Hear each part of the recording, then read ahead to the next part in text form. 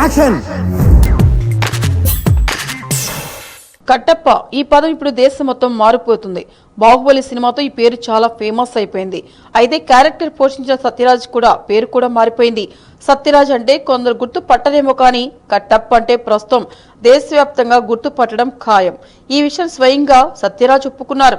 గతంలో నేను చాలా సినిమాలో నటించినప్పటికీ కట్టప్ప పాత్ర మాత్రం బెస్ట్ అని చెప్తున్నాడు.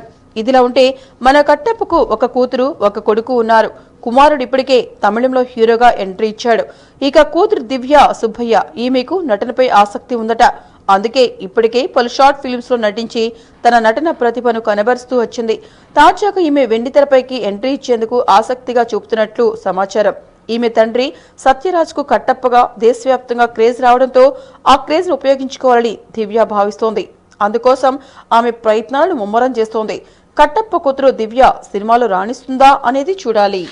మీకు ఈ వీడియో నచ్చితే ఒక లైక్ కొట్టండి, లేకపోతే కామెంట్ చేయండి. బట్ సబ్స్క్రైబ్ చేయడం మర్చిపోకండి.